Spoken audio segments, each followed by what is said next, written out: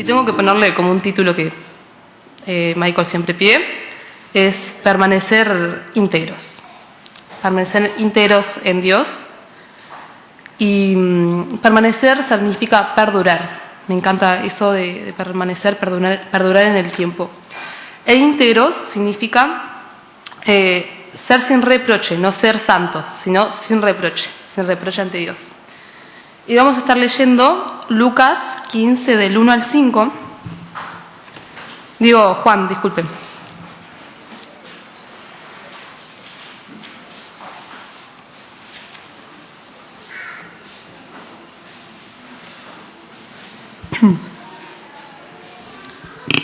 Lo leo. ¿Todos los tienen por ahí? Dice: Yo soy la vid verdadera, y mi Padre es el labrador. Todo pámpano que en mí no lleva fruto, lo quitará, y todo aquel que lleva fruto, lo limpiará, para que lleve más fruto. Ya vosotros estáis limpios por la palabra que os he hablado. Permaneced en mí y yo en vosotros. Como el pámpano no puede llevar fruto por sí mismo, si no permanece en la vid, así tampoco vosotros, si no permanecéis en mí, no tenemos ese fruto. Yo soy la vid, vosotros los pámpanos. El que permanece en mí y yo en él, este lleva mucho fruto, porque separados de mí nada podéis hacer.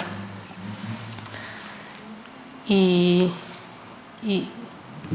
algo que destaco desde el principio, que a veces siempre como que nos alargamos en los versículos, es que dice Jesús: yo soy la vid verdadera. Y significa que hay otras vides, ¿no? Significa que si Jesús es la vid verdadera, es la pura, hay otras vides que nos pueden engañar, las cuales muchas veces nos pueden cegar, podemos estar como velos cegados. Y esas vides, pueden ser malas decisiones que muchas veces tomamos, que nos engañan obviamente, malas decisiones que nos llevan a alejarnos de Dios. Hago un ejemplo básico, que es hacer trampa en un examen. No pasa nada, es una mala decisión, pero no pasa nada, realmente. Eso nos puede llevar a alejarnos de Dios, porque no estamos estudiando de acuerdo a lo que Dios quiere que estudiemos. Otra vid que yo puse como ejemplo, vid entre comillas, que puse por acá, es el conformismo. Y me encantó porque Dios conecta todo, ¿no? La alabanza con lo que dijo, con lo que se dijo anteriormente.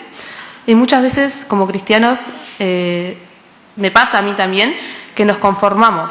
Nos conformamos con simplemente saber que Jesús murió en la cruz. Nos conformamos con simplemente saber que tomó nuestro lugar de maldad para que nosotros podamos ser perdonados.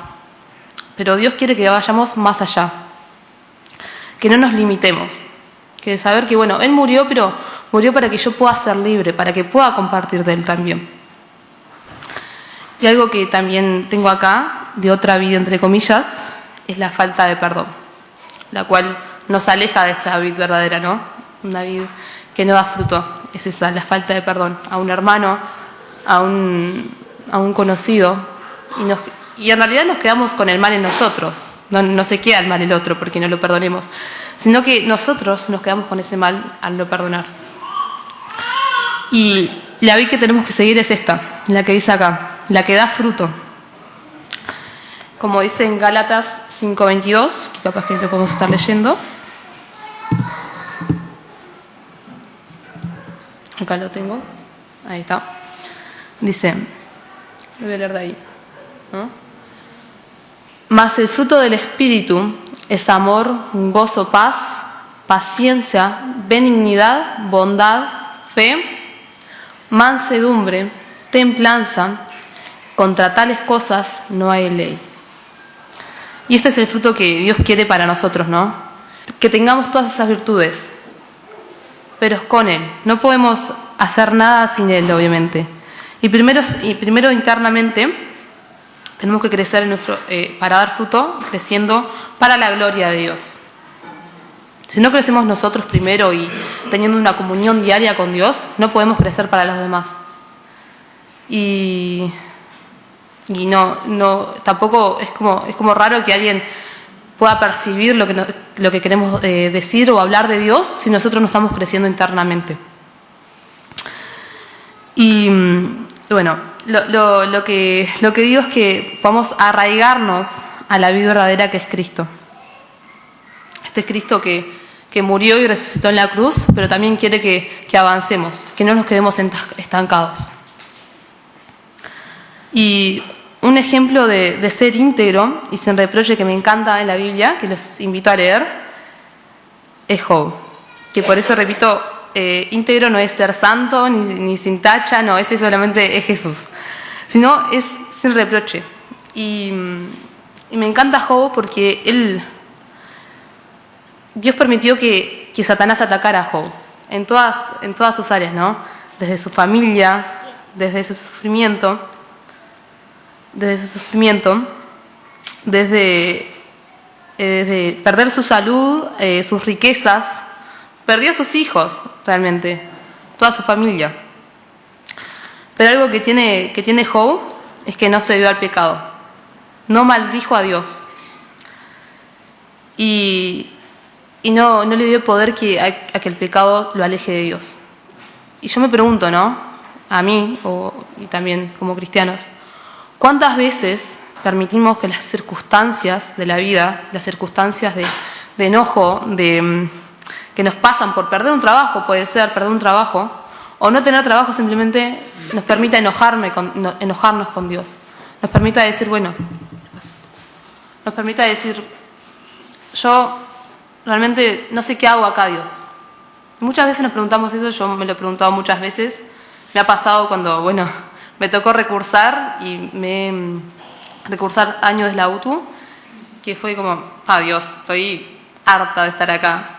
Y he hecho eso. Pero si vemos a Job, a pesar de perderlo todo, él seguía adorando a Dios en integridad. Y Dios destaca esa virtud, esos frutos. Y me encanta. Ahora voy. Y ahora vamos a leer Juan 3:30, que también lo puedo destacar con Job. Un poquito.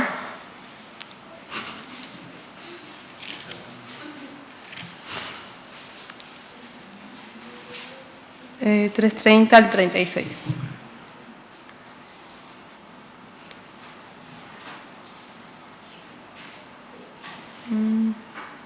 Leo. Dice, es necesario que Él crezca y que yo disminuya. El que viene de arriba está por encima de todos. El que está... No, esto no, disculpen. No sé, a ver, 3:30. Bueno, quería leer esa parte. Es necesario que Él crezca y que yo disminuya. Sí, esa parte quería destacar y pensé que era más, pero no. Job hizo esto, ¿no?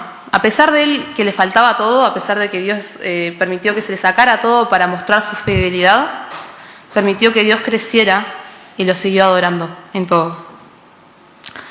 Y a veces necesitamos, como esto, como dice acá en Gálatas, en Juan 3:30, reposar nosotros para que el Señor crezca.